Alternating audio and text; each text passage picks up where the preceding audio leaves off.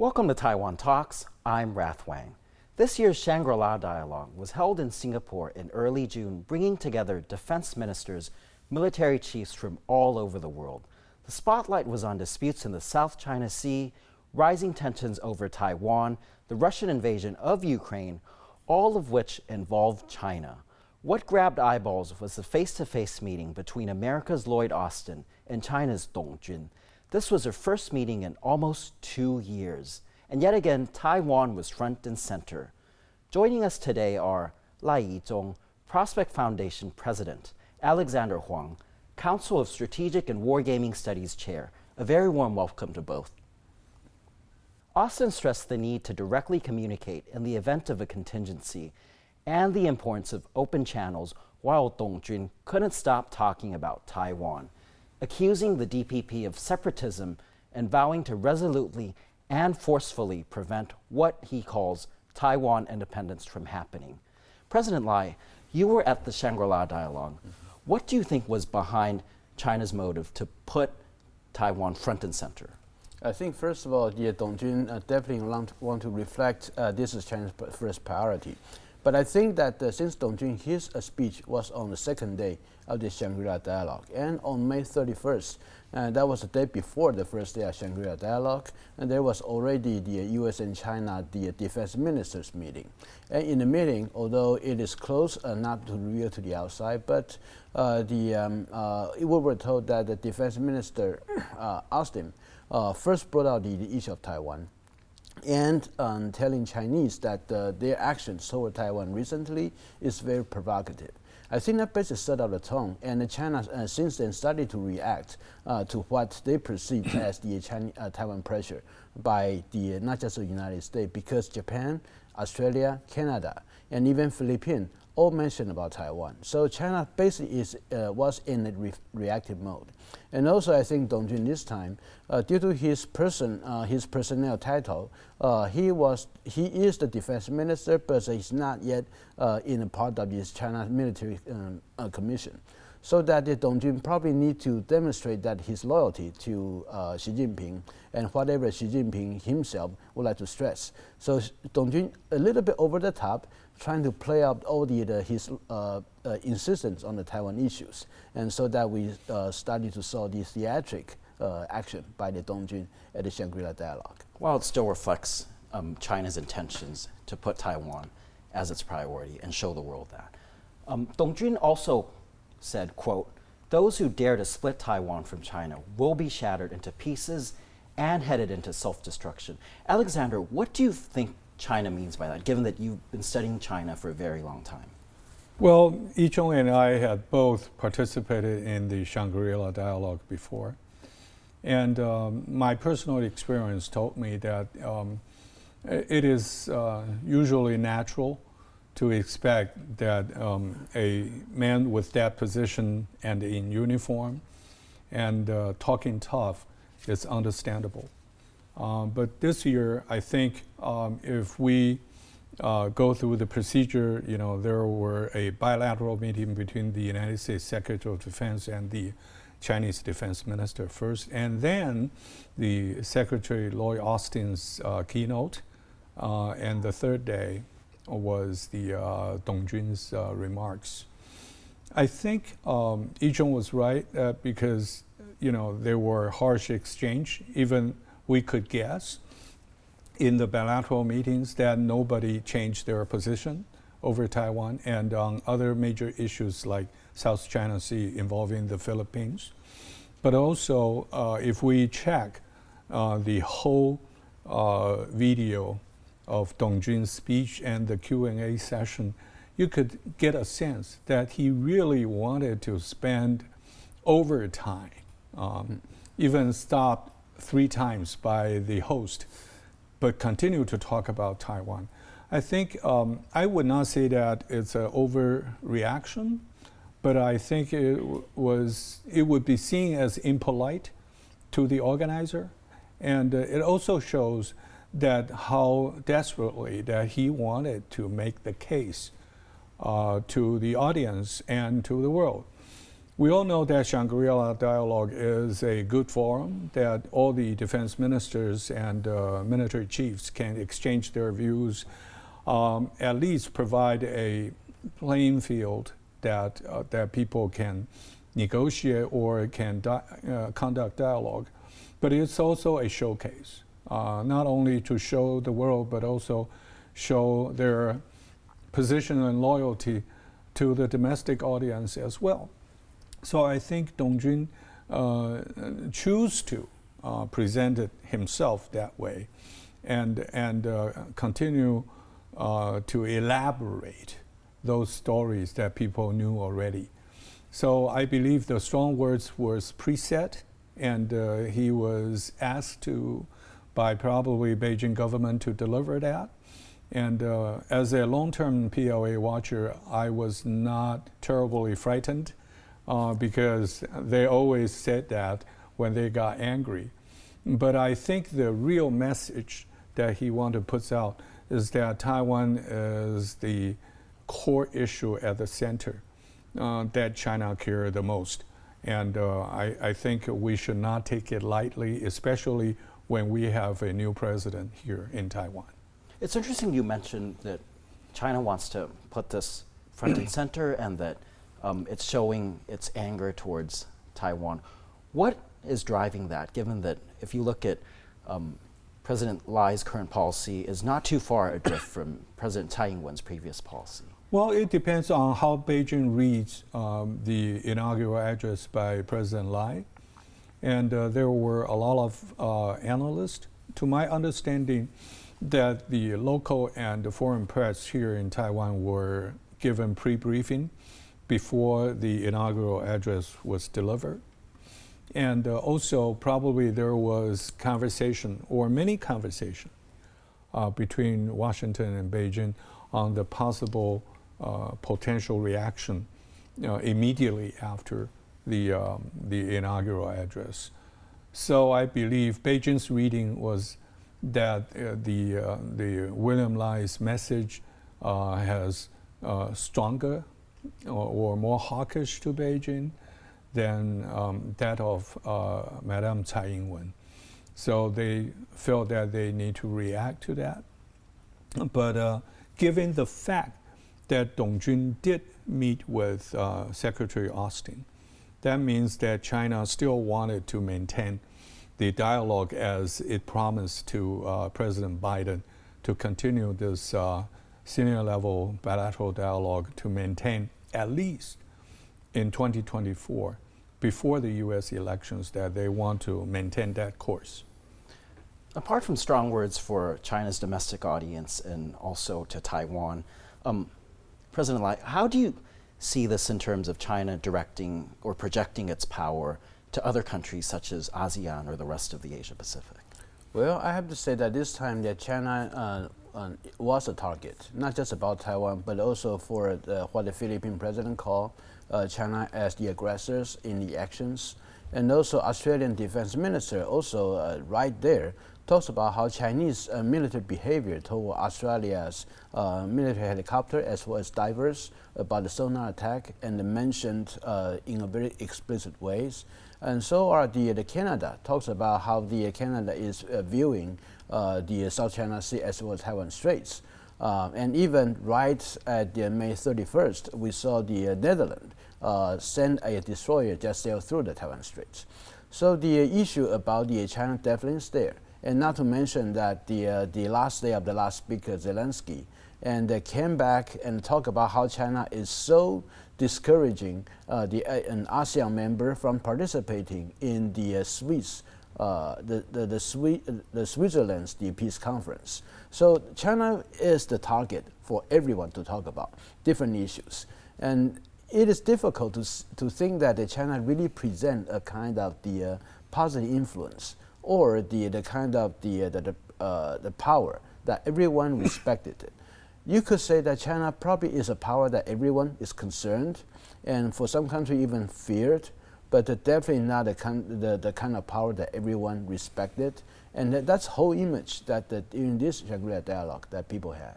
So you feel China was more in its defensive mode, given all these issues did relate to China in one way or another? Taiwan is a more defense mode. I think Taiwan is China. China definitely is a more defense mode. So to a certain extent, you could understand why China this time, just like Taiwan and also other issues, it can react in this way. And if you look at the Dong Jun's speech, when they talk about Taiwan, he actually mentioned two things. The first thing is about the so-called Taiwan independence forces try to split Taiwan from China. But he short of calling President Lai I-chung or the leader of Taiwan as people who actually are advocating for Taiwan independence, but only said the action he's thinking about the Taiwan independence rather than actually doing something for that. On the other hand, the Dong Jun also particularly mentioned about how the foreign powers, short of calling the United States as well as others, as that is assisting splitting Taiwan from the motherland China. And so Dong Jun this time, in terms of the Taiwan issues, he actually talks about two things, not just about Taiwan itself, but also the other countries, the so-called foreign interference in the issue that China cares the most. Professor Huang, was that actually goodwill on the Chinese side that President Lai mentioned, not actually mentioning Lai Ching-Te's name? Well, I think President Lai had been named names even before he got elected. Look at the track records of the Chinese statement about William Lai. And also immediately the day after his inaugural address, consecutively, the Chinese People's Daily put 2 full pages on 2 days, all on page 4, and criticized and named names of President William Lai. So I think it would be one of several package that they prepare to respond to President Lai's inaugural address. Of course, for cross-strait relations or for the beginning of President Lai's presidency, directly name names and narrow the room for future possibilities is actually not, in the benefit of either Taiwan or Beijing. When you lose your own flexibility, it makes things harder. And Dong Jun's presence and his remarks at Shangri-La has strengthened that kind of image. People need to know that Beijing should be there to make friends, but they choose to lecture the world about what they think correct. And then it may not be working toward their own benefit. I don't know whether they are frustrated about the world reaction, more support for Taiwan, more military assistance to Taiwan, more voice from the foreign capitals to support Taiwan. And that's part of the reason that Dong Jun specifically focused on the foreign interference. That's as a part of hollowing out what he's called the One China principle. So this is not the picture I think benefit to Beijing, and this is not a good news for Taiwan and for the region. So the world must understand that if China turn its position to a very stiff and strong side, then we should be more alert about the actions that follow. These strong reactions, indeed. As a PLA expert, how do you compare Dong Jun with his predecessor, Li Shangfu? Do you feel there's a difference, or do you feel it's more the personality, or is there a shift in actual PLA policy? Well, we used to say personality counts, either in politics or in government service. But for a system like the People's Republic of China, that fully controlled by the Communist Party, I do not believe that uniformed personnel, or even in high ranks, would have their personal views. I think they were instructed, they were told what to say, what kind of message they need to deliver. They care more about how their boss and domestic audience look at them rather than the world.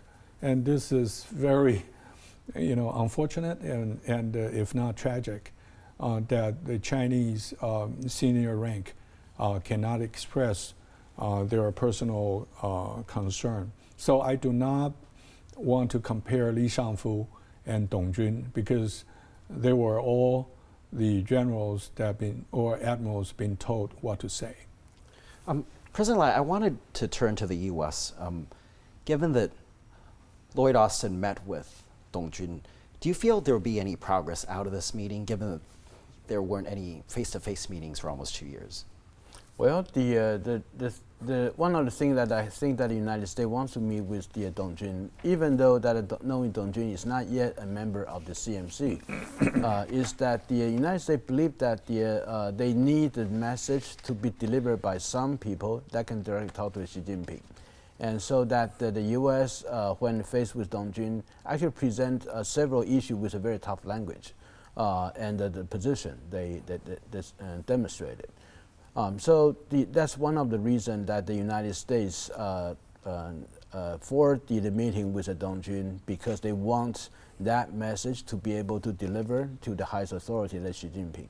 And there's also some progress for the United States, believing that, for example, the remains of the U.S. soldiers during the World War II in China, and also the Korean War veterans, the remains, the search for them.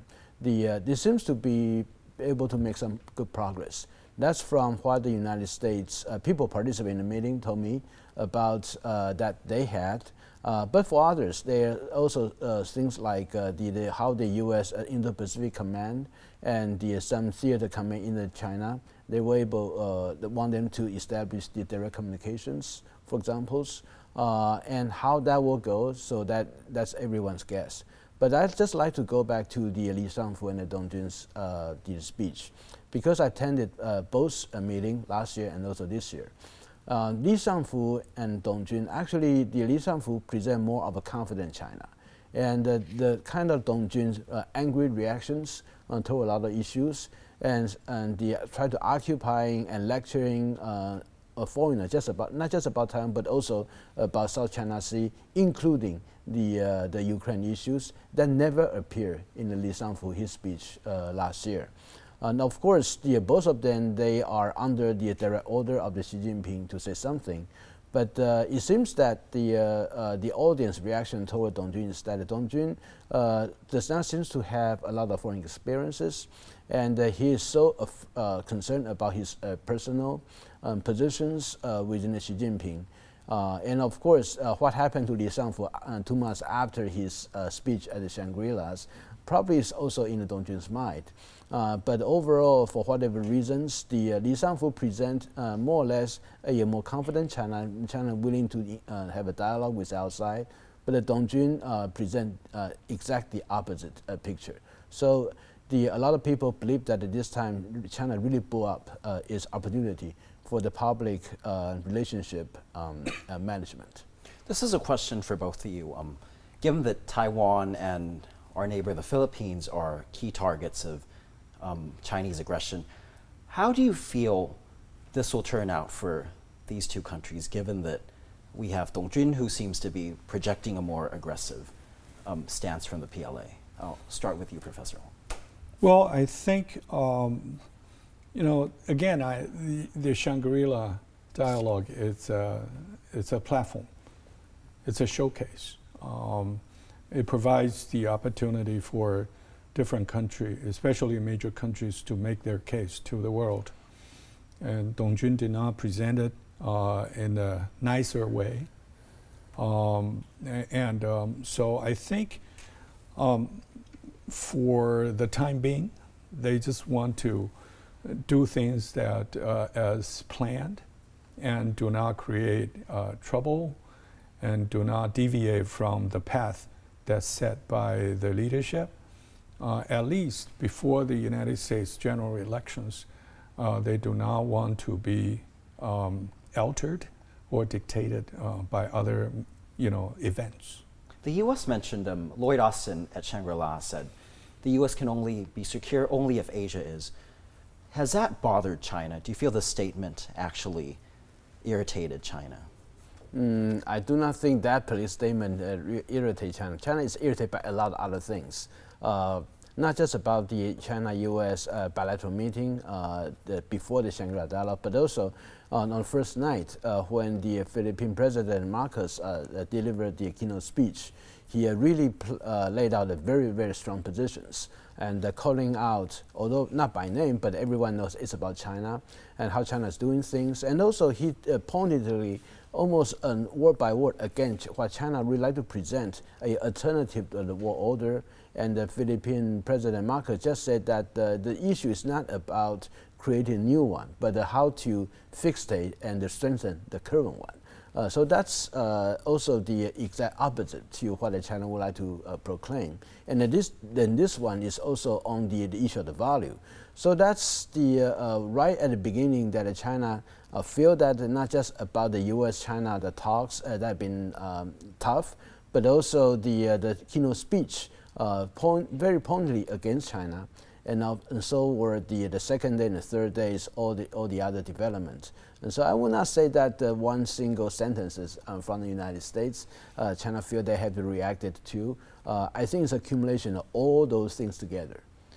Professor Huang, going back to the U.S. perspective, as you've spent many, many years in the U.S. and also an expert in U.S. military affairs, what does this mean from Lloyd Austin? What is he trying to project here? I think two perspectives. One is that the United States wanted to send the signal and message to Asian friends and allies that the United States will strengthen the bilateral or multilateral relationship with all the countries. So the Asian can be stronger, the Asian forces can defend themselves, that together working with the United States to make everybody, including the United States, more secure. On the other hand, I think it also mentioned that it's a commitment that the United States will stay and will strengthen their forces in the Indo-Pacific region, as we can witness that they are strengthening their bilateral, military relations and cooperation with the Philippines, and they are working closely with the Japanese for the future joint command, operational commands. I think, and also the Pacific Deterrence Initiative. All these add together is a more enforced U.S. commitment to the Indo-Pacific region. And that's why he said that the United States will not be safe unless Asia is safe. President Lai, how do you feel countries took it in terms of what Lloyd Austin said? Because given the elections are coming up in less than 6 months, does it still carry weight? Definitely. I think when the United States, not just about talking, but also in Lloyd Austin, his speech, he really focused about the relationship with the allies and partners and how those are transforming the whole security architecture that the U.S. presented it. Especially Lloyd Austin, right at his speech, talks about how the traditional hot and spoke system that U.S. plays in the Pacific now become the things of the past, and a new system is about to come out through all very different mini multilaterals, whether that's the U.S., Japan, Korea, U.S., the Quad, the AUKUS, and U.S., Japan, Philippines, all those. So he's actually telling the country and in the Indo-Pacific that there's a very different secure architecture starting to come out, and the one that U.S. encouraged and also U.S. still committed. And I think that's something that a lot of people really take that to heart, and China definitely does not like it. But the audience, when the Lloyd Austin talk about, is also addressing the country in ASEAN about what the future of the security might look like.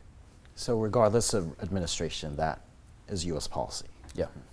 Thank you very much both for your insights.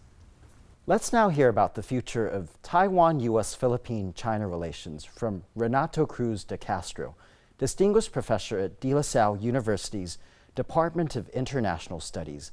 I spoke with him earlier in Manila. President Marcos Jr. has been in office for over 3 years. What is the difference you see from the response that we are seeing now at Shangri-La and from last year? Do you feel it's just an escalation, or do you feel there's some motive? We're not changing the status quo. It's China's basically effecting the change. We're simply reacting to what China has been doing. Of course, the term being used right now by the Secretary of National Defense, Secretary Gibo Chidoro, we don't anymore use the term territorial disputes, because the July 12, 2016 ruling basically, told the world that China's claim has no legal nor even historic basis, because we also proved during the tribunal deliberation that historically China, up to of course the Qing dynasty, is basically considered Hainan as the southernmost territory of the Qing dynasty, and even up of course to the Republic. So we prove it, and it was accepted by the arbitral tribunal. So the term we're using right now is Chinese maritime expansion. So basically that's it. We are reacting to something that is of course coercive, something that is way back, going probably as far as the Yuan dynasty, of an expansion of China. And when we use the term Chinese maritime expansion, we also use the term the fact that Chinese expansion is not only limited in the South China Sea, West Philippine Sea. It's also directed against Taiwan, against what we call basically the waters of the first island chain. Thank you for watching our show today. If you liked our show, please like us on YouTube, hit subscribe, or leave us a comment. Stay safe and see you next time.